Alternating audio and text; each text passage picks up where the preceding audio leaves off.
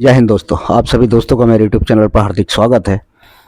आज पंजाब की हालत जो है लोगों से देखी नहीं जा रही है और ऐसी बाढ़ आई है कि चारों तरफ त्राहिमाम त्राहिमाम है।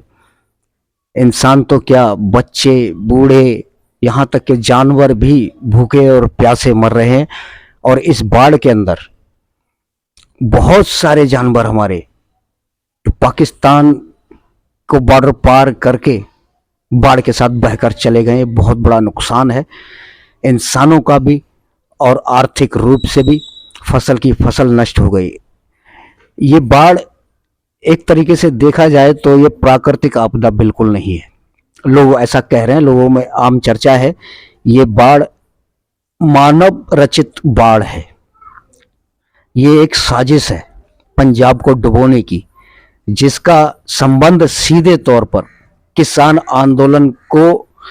आंदोलन के बदले के रूप में देखा जा रहा है, जो कि 3-4 साल पहले से किसान आंदोलन चल रहा था। और ये बदला कैसे है मैं आपको बताता हूं। देखिए, इसके साथ पाकिस्तान की कंट्रोवर्सी भी जुड़ी हुई है।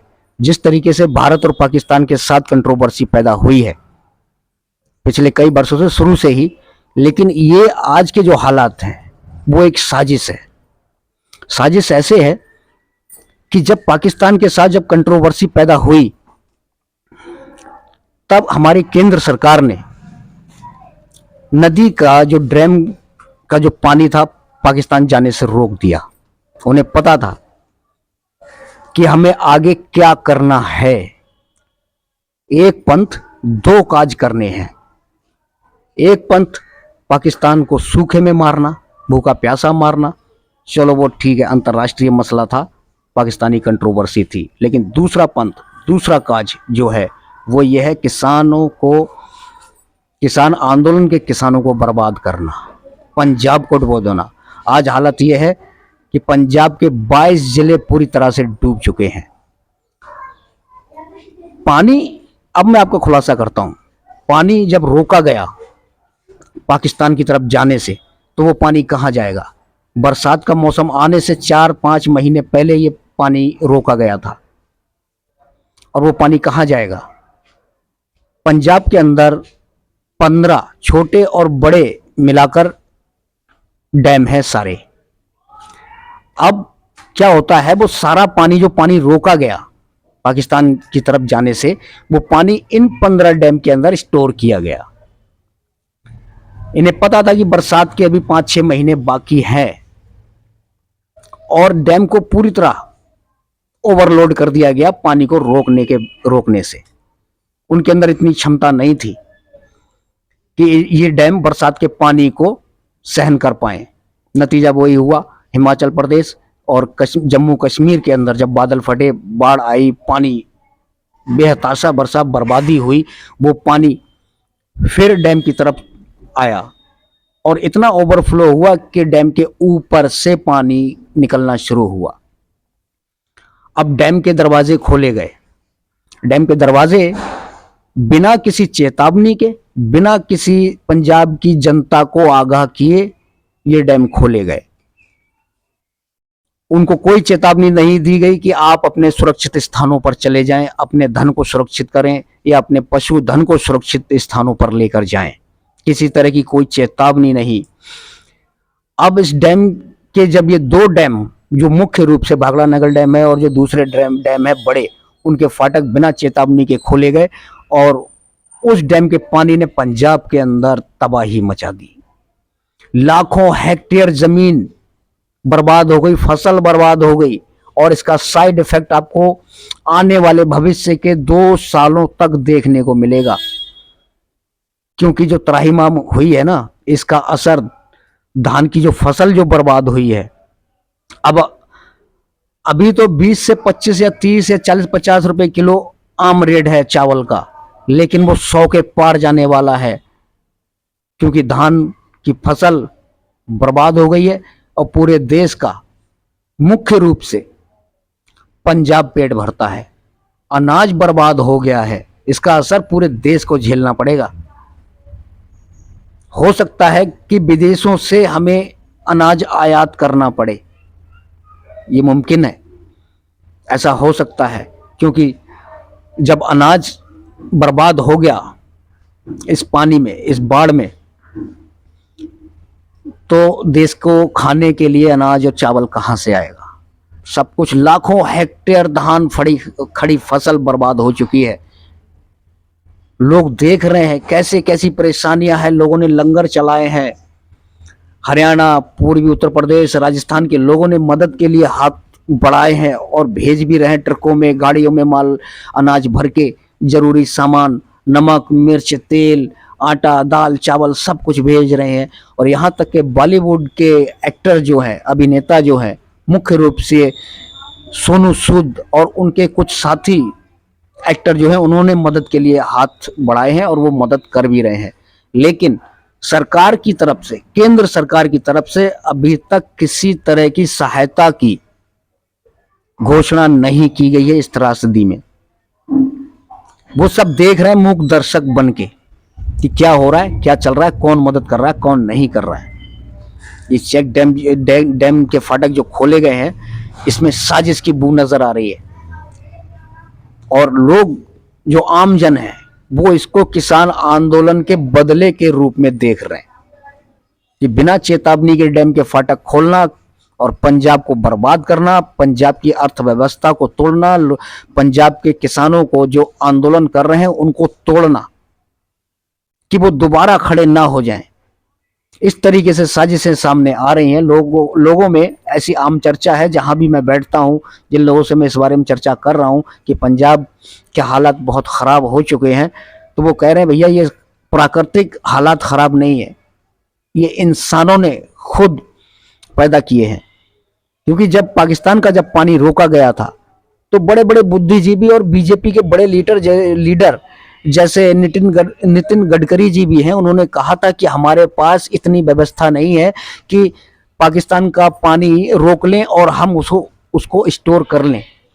इसके लिए हमें नए डैम बनाने पड़ेंगे और हमारे पास इतना पैसा नहीं है। इस चेतावनी के बाद भी बुद्धिजीवियों ने जो कहा, इस चेतावनी को अनदेखा किया, इस पे कोई काम नहीं किया और वो पानी रोका गया। इसमें पैसा भी लगेगा और समय भी लगता है, कई वर्ष लग जाते हैं डैम बनाने में।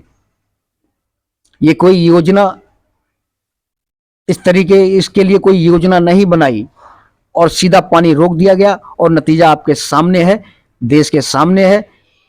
अब देश के अंदर ऐसी खाद की, अन्न की जो परेशानियां जो बढ़ेंगी वो बहुत भयानक होगी। अगले 2 साल तक हमें ये देखने को मिलेगा। यहां तक कि पशुधन को भी चारा नहीं है। लोग हरियाणा के और पश्चिमी उत्तर प्रदेश के सभी किसान भाई जो जहां तक अभी बाढ़ का पानी नहीं पहुंचा है, वो लोग पशुधन के लिए चारा काट के वहां भेज रहे हैं। और इंसानों के लिए भी हर तरीके से कपड़ा लत्ता, दवाइयाँ, पानी, यहाँ तक कि जानवरों की सहूलियत के लिए भी सामान भेजे जा रहे हैं। लेकिन केंद्र सरकार की तरफ से अभी तक कोई बयान, मदद तो छोड़िए, कोई बयान नहीं आया, कोई पैकेज घोषित नहीं किया गया कि हम पंजाब के लिए सहायता राशि घोषित कर रहे हैं। ऐसा अभी तक कुछ नहीं किया गया। अब बताइए, लोग जो कह रहे हैं कि इसके अंदर साजिश है, क्या ये माना जा सकता है कि ये साजिश है?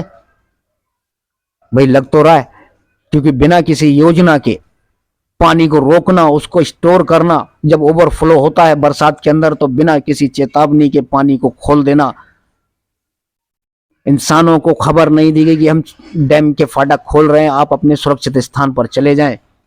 ऐसी कोई चेतावनी जारी नहीं की गई सरकार की तरफ से, और डैम के रखरखाव जो मैनेजमेंट है उसकी तरफ से खुली तरह से खोल दिया गया। और आज नतीजा आपके सामने है, पंजाब पूरा बर्बाद हो चुका है, फसलें नष्ट हो गई, पशुधन बहकर पाकिस्तान की तरफ पानी के साथ, बाढ़ के साथ बह के चला गया है। इसका पानी पाकिस्तान की तरफ भी गया है, इसका असर वहां पर भी देखने को मिलेगा। ये बाढ़ सुनियोजित थी, ऐसा लोगों का मानना है, और दूसरा प्राकृतिक भी है, और कुछ इंसान के सरकारी जो कार्य हैं, जो हिमालय पर्वत में जो चल रहे हैं, पहाड़ों में सुरंगें बनाई जा रही हैं, टनल बनाए जा रहे हैं, रोड बनाए जा रहे हैं, उसकी वाइब्रेशन से, उसके कंपन से पहाड़ दरक रहे हैं, वो अपनी पकड़ को छोड़ रहे हैं, जिसकी वजह से पहाड़ लैंडस्लाइड हो रहे हैं, नीचे गिर रहे हैं, सब कुछ तहस नहस सा हो रहा है। अभी आपने कहीं देखा होगा कि किस तरीके से पहाड़ से पत्थर, मलबा और पानी, पूरा का पूरा एरिया, पूरा कस्बा बह गया था, सैकड़ों लोग उसमें मारे गए, लोगों की जायदाद बर्बाद हुई, लोगों के घर बर्बाद हुए, होटल बर्बाद हुए। ये सिर्फ एक प्रकृति के साथ छेड़छाड़ भी एक हिस्सा माना जा रहा है। यह हिस्सा प्रकृति के साथ एक तबाही लेकर आएगा, जो आगे के दिनों में और ज्यादा भयावह हो सकती है।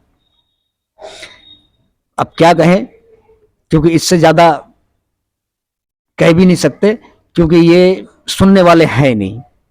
इन्हें सिर्फ अपनी बातों से, अपने बदलों से या अपनी नीतियों से ही मतलब है। तरह तरह के कानून बना दिए जाते हैं, जनता से कुछ नहीं पूछा जाता कि आपको कैसा कानून चाहिए। सब कुछ अपनी मर्जी से, अपनी इच्छाओं से हो रहा है कि हम ऐसा करेंगे।